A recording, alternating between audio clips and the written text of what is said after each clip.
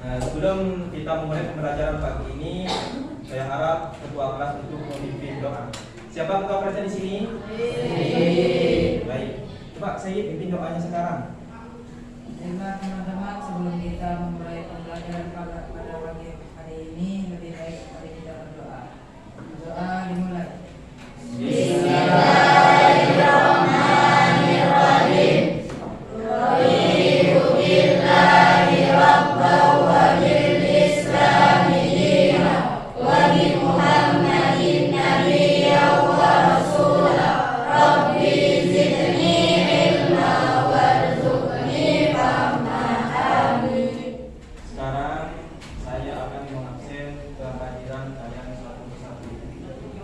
Di kelas 9B. Dengarkan baik-baik ya.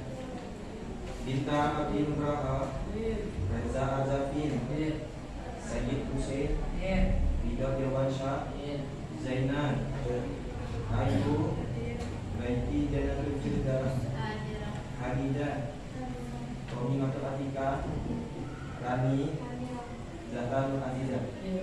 Masuk semua ya?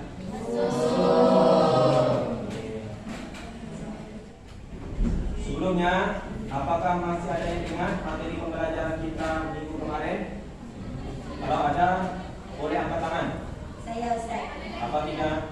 Dinamika perwujudan Pancasila dari masa ke masa. Masa apa saja? Zainal. Masa kemerdekaan, masa penjajahan, masa Orde Baru, dan masa reformasi bahasa. Nah, utama itu Ikat dan Zainal. Dinamika perwujudan Pancasila dari masa ke masa tadi ada 4 masa. Masa kemerdekaan, masa Orde Lama, Orde Baru, dan masa reformasi sampai saat ini. Dalam penerapan Pancasila dari masa ke masa, Pancasila mendudukannya sebagai dasar negara dan pandangan hidup bangsa. Ini telah disepakati oleh seluruh bangsa Indonesia. Akan tetapi dalam perwujudannya ini mengalami berbagai macam hal yang ingin diubah sebagai ideologi negara ini dengan ideologi lain. Contoh, di awal kemerdekaan ada yang namanya PPKI. 1 hour later. Anak-anak bisa perhatikan semuanya ke papan tulis ya. Nah, tadi di sini di awal kemerdekaan dan Orde Lama itu dimulai sejak 1945 sampai 1966. Pemberontakan yang ingin mengubah ideologi Pancasila dengan ideologi seperti adanya PKI. Di PKI ini ingin mengubah ideologi Pancasila dengan pemahaman komunis. Di Indonesia ini ingin mengubah apa? Dasar negara kita dengan pemahaman komunis, karena Indonesia ini akan dijadikan negara komunis. Nah, yang mana Partai Komunis Indonesia ini ada terjadi G30 SPKI. Itu gerakan 30 September Partai Komunis Indonesia yang membantai umat Islam. Juga ada TII, Tentara Islam Indonesia. Nah, ini ingin mendirikan negara kita ini menjadi negara Islam, yang ideologinya syariat Islam, tapi tidak sesuai dengan apa yang diajarkan oleh Rasulullah. Juga ada Republik Maluku Selatan dan Perang Ratu Adil. Sekarang yang lanjut ke masa Orde Baru. Di masa Orde Baru ini dimulai tahun 1996 sampai 1998. Nah, di masa Orde Baru ini tergantikannya Presiden Soekarno diganti jadi Presiden Soeharto. Harapannya ingin menjadikan Indonesia ini bangkit dari keterpurukan. Jadi di Orde Baru masa pemimpinan Insinyur Jenderal Soeharto, ini ada kelebihannya ya. Ada kelebihannya seperti stabilitas negara terjaga. Di Pak Soeharto lah PKI ini bisa diberantas. Juga ada pembangunan di segala bidang dan kemakmuran relatif merata di Indonesia. Tetapi ada juga penyimpangan-penyimpangan di masa Orde Baru. Di pemimpinnya Presiden Jenderal Soeharto. Apa saja? Di sini ada dibatasi kebebasan pers dan berpendapat. Jadi kita itu dibatasi untuk berpendapat. Juga dibatasi dengan kebebasan berpolitik. Nah, waktu itu di Indonesia hanya 3 partai politik yang diberikan. Ada P3, ada juga Golkar dan PDI yang diperbolehkan. Juga saya munculnya kasus pelanggaran HAM seperti kasus Tanjung Priuk, Parsinah dan lain-lain. Ini yang menyimpangnya, ada pelanggaran hak asasi manusia. Juga maraknya korupsi, kolusi, nepotisme atau KKN di Indonesia. Jadi marak dulu adanya korupsi, kolusi dan nepotisme ini. Akhirnya di masa kepemimpinan Jenderal Soekarno itu tergantikan. Maka di masa Orde Baru terganti menjadi masa reformasi.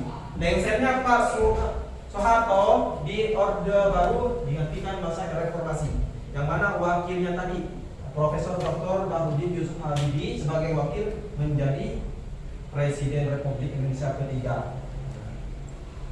Kehidupan yang demokrasi di Indonesia kembali bergairah. Di reformasi ini kehidupan demokrasi makin bergairah. Juga kebebasan berbicara, berorganisasi dan berekspresi. Juga ada dampaknya. Dampak dari reformasi itu adalah munculnya pergaulan bebas. Makanya banyak sekarang pergaulan yang bebas.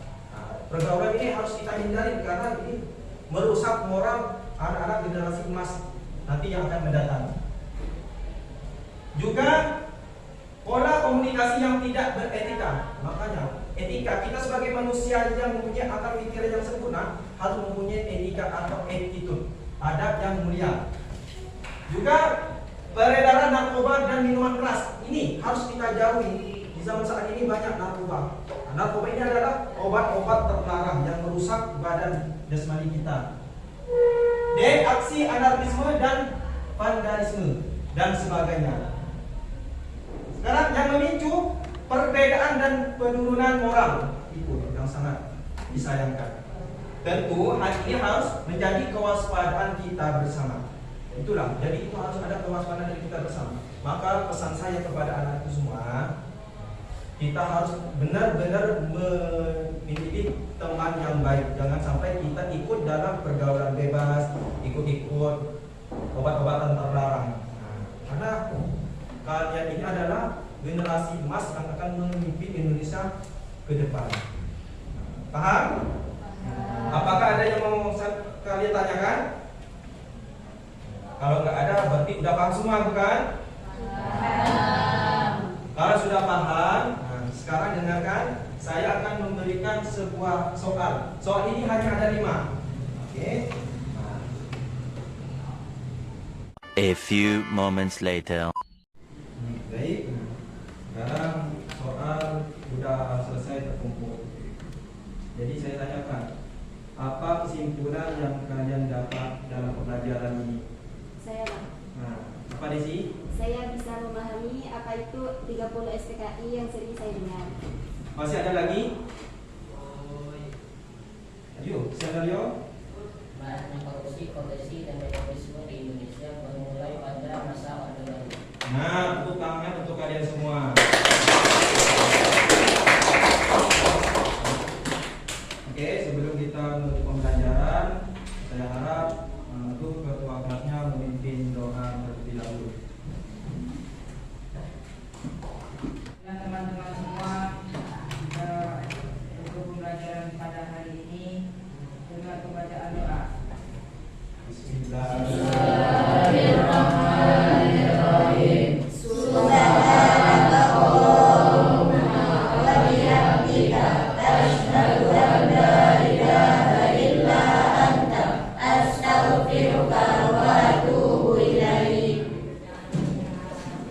Terima kasih atas pembelajaran kita hari ini. Apabila ada kata-kata atau tindakan yang baik disengaja atau tidak disengaja, mohon dimaafkan ya. Ya. Tetap semangat dan jaga kesehatan dan jangan lupa belajar. Karena dengan belajar hidup kita akan lebih bermanfaat. Sekali-sekali jangan lupakan sejarah. Karena yang boleh kita lupakan hanyalah Assalamualaikum warahmatullahi wabarakatuh.